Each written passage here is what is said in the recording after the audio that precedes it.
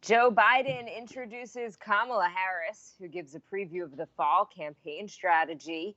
Plus, how many restaurants will be left standing post pandemic? And coming to a shower near you, stronger water pressure. President's orders. Here's what you need to know.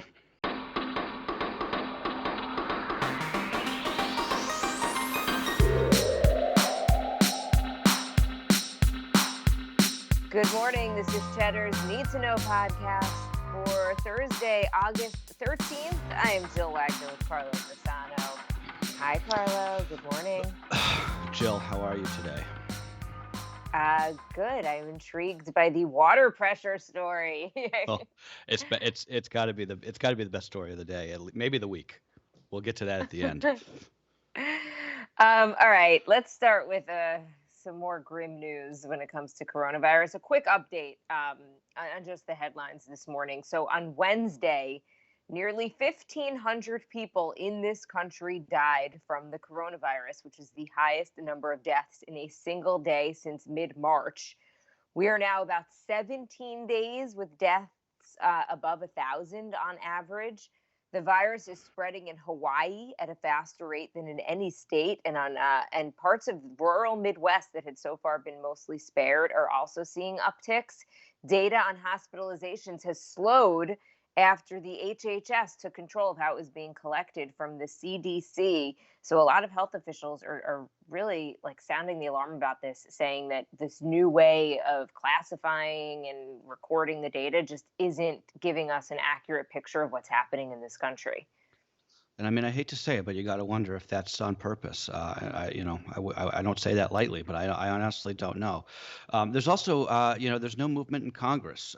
Every morning I wake up hoping that there was some sort of overnight breakthrough on these talks on the stimulus, and just nada. I don't even think most of Congress is even in Washington right now. So they're deadlocked on what to do about the new economic rescue bill, and the clock is ticking. It's been ticking now for a while. The president's $400 supplemental unemployment benefit action. It's unclear when or how that's being dispersed. But if you're counting on that supplemental cash, don't hold your breath. Don't assume it's coming anytime soon. Nobody seems to know even how the money is even going to be getting to states, and then how these state unemployment offices are going to then get it to the people who need it.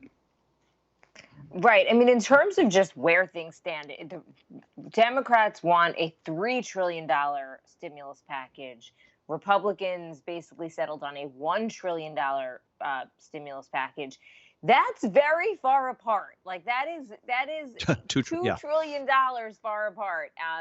So the question is, some are saying maybe the Democrats overplayed their hand, right? They thought that the Republicans would be willing to compromise. Maybe the Republicans overplayed it.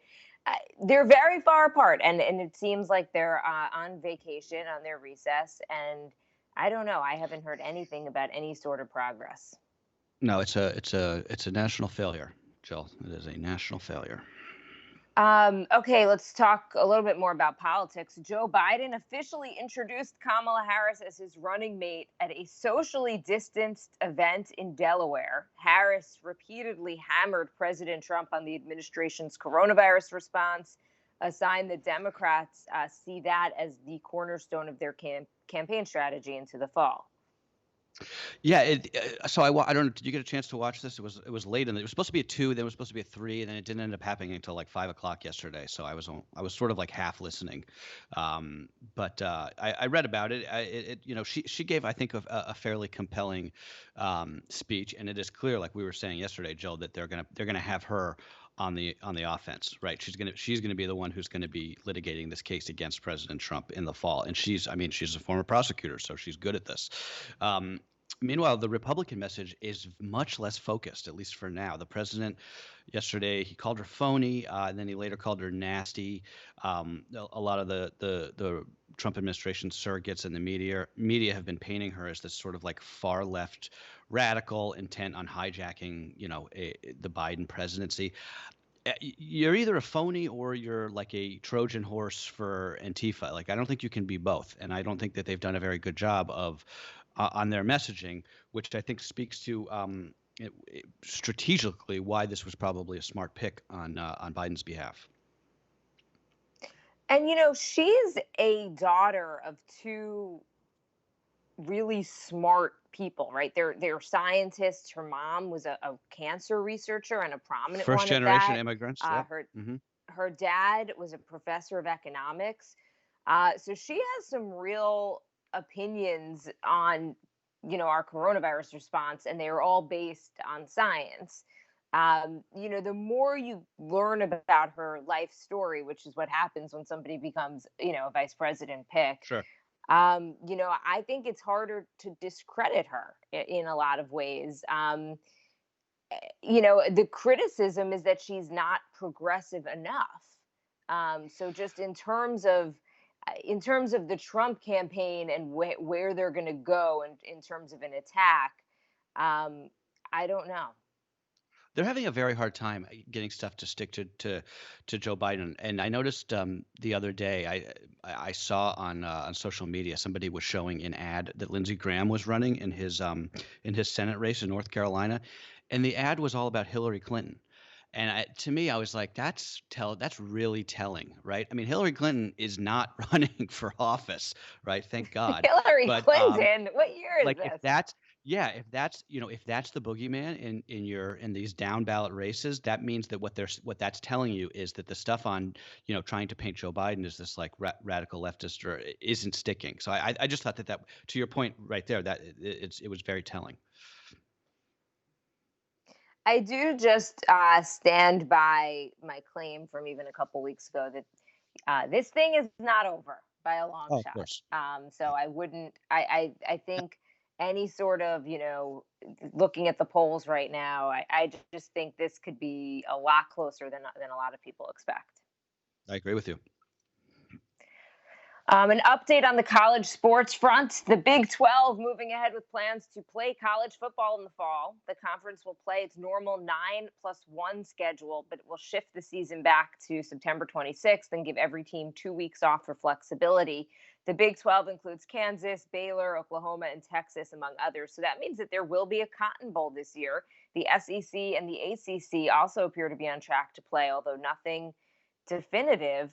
Um, I I It's don't know what to say. I mean, are they not talking to the Big Ten? I don't know. It's just I interesting that basically these various different college leagues have come to very different decisions.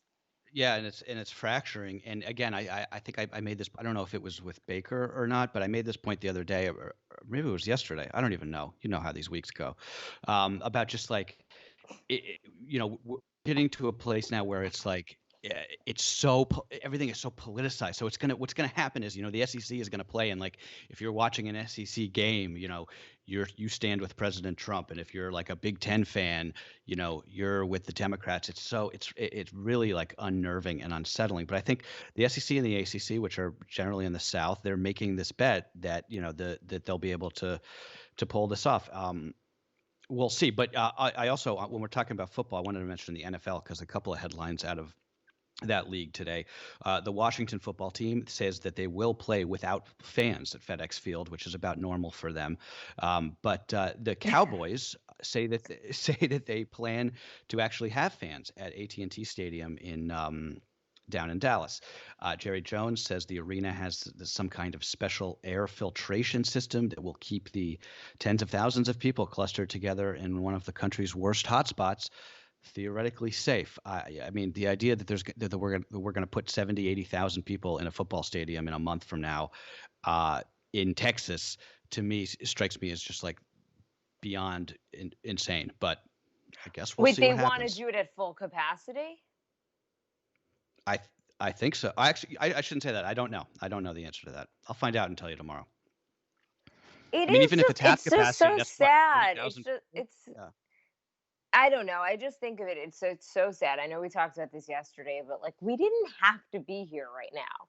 I No. mean, we could have had sports. We could have had school. They wouldn't have looked exactly the same, but we didn't like what the way that this has transpired in this country did not need to happen.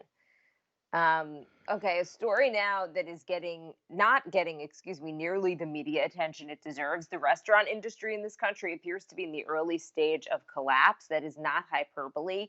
Trendy hotspots and neighborhood staples alike are closing in cities across the country, just unable to stay afloat without substantial help from the government. The CEO of Open Table told Bloomberg that he predicts 1 in 4 restaurants in the country will permanently close because of the pandemic. Yeah, so this is something that has been really front of mind for me this week. I just it's like I keep thinking about it, and I feel like I'm watching a different movie than everybody else. So Uncle Boone's in Manhattan, one of the hottest, trendiest restaurants in New York City, where you couldn't even get a table if you were like, the Pope back in March. They're done, closed completely. Rio Cristal in Miami, been there forever. They're done. Racine's in Denver, Lou's in San Francisco. Those are just a few of the ones that are well known enough to get covered by the local media. So a couple weeks ago, when I sort of had an idea that this was coming, I set up a Google alert for the words restaurant closing, just to sort of get a sense of how it's going to play out.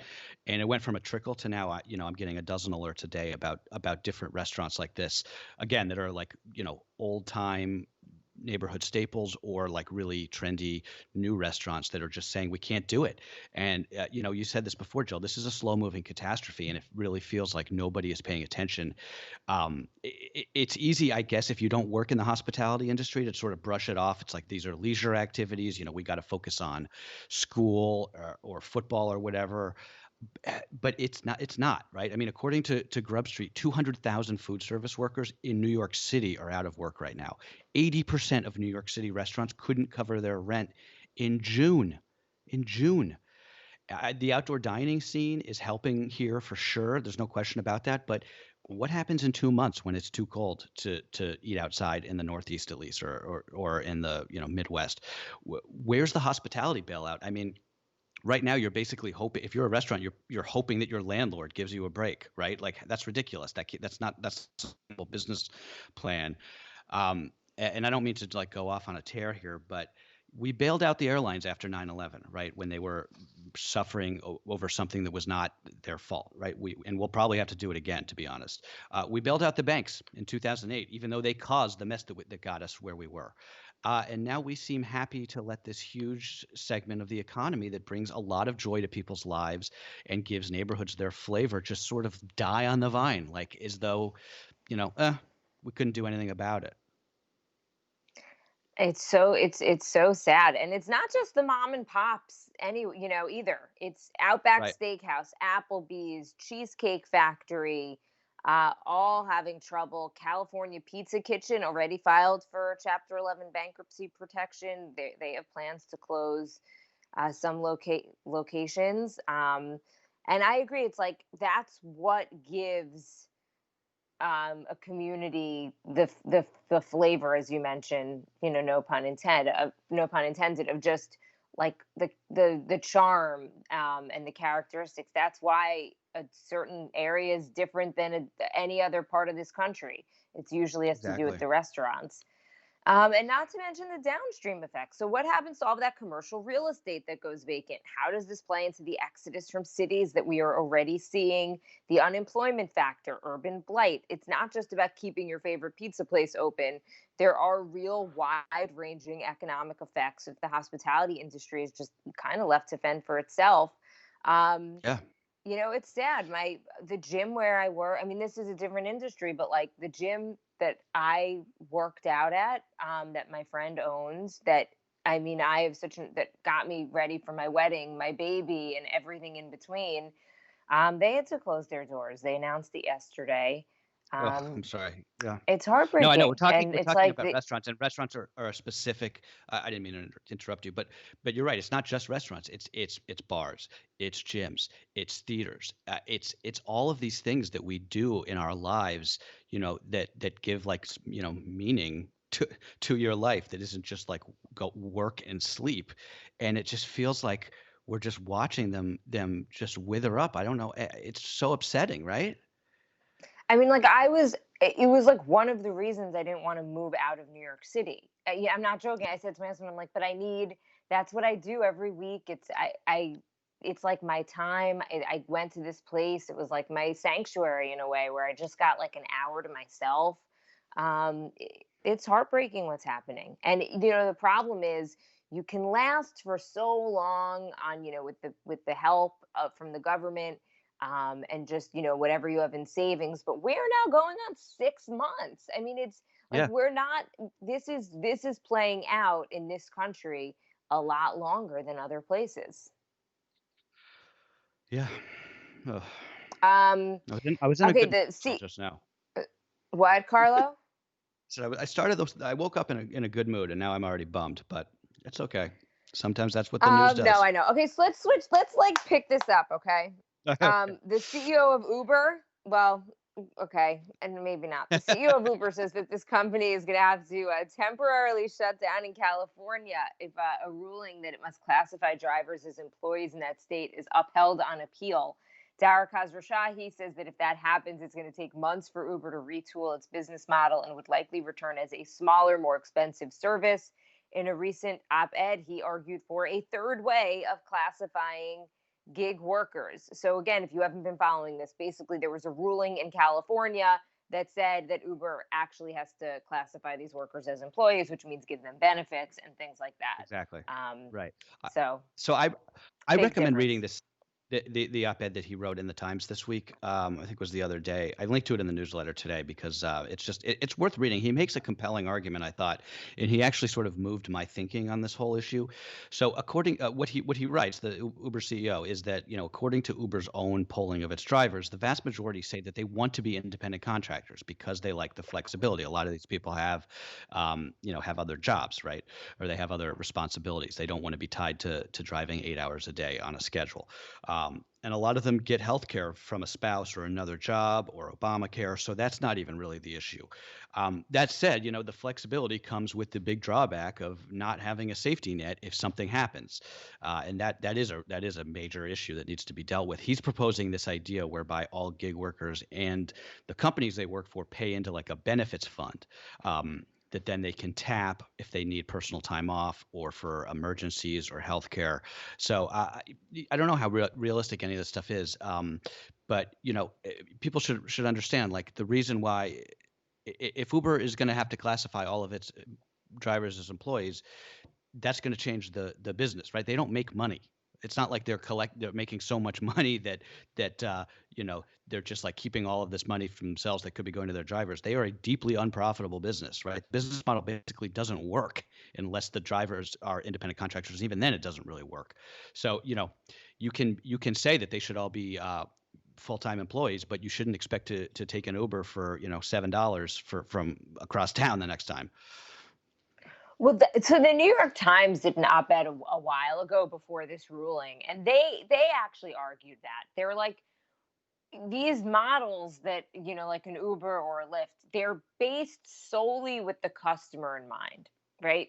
How can we entice customers to take as inexpensive as of a ride and kind of lure them in without really thinking at all about the driver?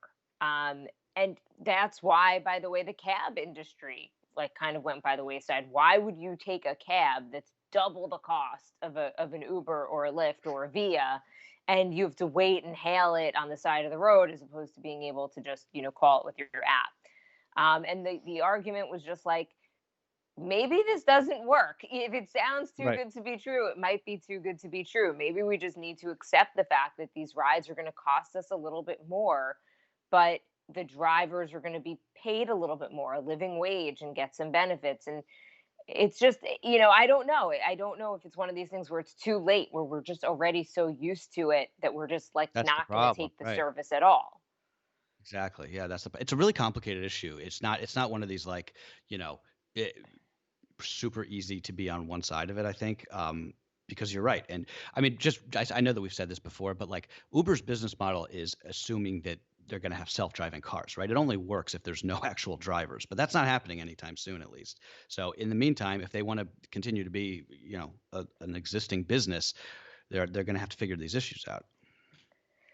Okay, and finally, the story that we teased in the beginning of the podcast, let it flow. The Department of Energy is proposing a new rule that would change the definition of a shower head to let more water flow. President Trump has repeatedly, complained about how much water pressure is in the shower. Since 1992, it's been the law that shower heads cannot pour more than 2.5 gallons per minute as a way to conserve water. The Obama administration defined that law for shower heads with multiple nozzles. So this new rule would allow each nozzle to spray 2.5 gallons instead of a total of 2.5 gallons. I mean, it's amazing that this is even a thing that's happening. I mean, 4 nozzles at 2.5 gallons, that's 10 gallons of water a minute. That would like blast you out of the shower. That would like blast you through the wall of your bathroom, I think. I mean, who is clamoring for this? Is there a hidden group of voters where this is like a big issue? Maybe there is, and this shows that I'm a coastal elite, but I have never had this problem. I've never had it. I've had issues, I guess, with water pressure in apartments, but I've never had this issue with like my shower head not having the adequate amount of water coming through it because of some regulation. It just seems like a solution in search of a problem, right? We have in this house our shower head in the bathroom. You get good pressure, but only when it's like super, super hot. So it Right. has like there's varying degrees of pressure based on how hot or cold the water is. So I happen to take a super hot shower so I can like get the shampoo out of my hair. My husband's like, how are you not like how's your skin not burned off? And he can't, he actually is like, I can't Yeah. even get the soap off because there's just not he showers with us. Anyway, there's a whole Seinfeld episode about this. It's Yeah. Right. called The Shower Head. So basically, Jerry's apartment building gets new shower heads installed, and they are low flow. Newman somehow gets a tip about this like black market shower head, Yeah. um, and he takes Jerry and Kramer into a van, and they get this like crazy high pressure shower head that's used for elephants. Yes, elephants. And Right. I it's remember. funny. It's funny. Why this is an issue that is getting any real airtime, I don't know, but people It I strikes me think as like a do take plumbing issue. showers seriously Well, yeah, I mean, I guess it's an issue that can bring everyone together since everybody showers, but it seems like it's a plumbing issue more than like a federal regulation issue myself. But I don't know, maybe this is something that heartland voters are really like clamoring for. I guess we'll see. I don't know why you're making it a coastal versus heartland story. I think it's Well, just universal. because I just wonder if anyone cares enough. it's no, because I just think that the Trump administration is doing this, I think, as a play to voters, I would assume, right? I mean, the president repeatedly goes out there and he does this whole riff about like the dishwasher not working right and the shower head not working right. And I just keep thinking to myself, like, this doesn't strike me as something that is like a real issue in this country. But again, maybe it is in places and I just don't know. Or maybe it's just a personal gripe. Look, I Right. will tell you, we're buying a house right now, and my husband actually, he tested the shower. I mean, he didn't take a shower, but he turned on the shower to just check the pressure in the shower in our bathroom. Yeah, I get that. I would do the same thing. I would actually take a shower. Tell the broker I'll be back in 5 minutes. Yeah, Don't mind totally. the steam coming from under the door. Oh Lord. All right. Well, I think we got to leave it there. But Yeah. Carlo, We always went off the fun. rails there. I can't even find my document here, but that is what everybody needs to know for Thursday, August 13th. See you guys tomorrow.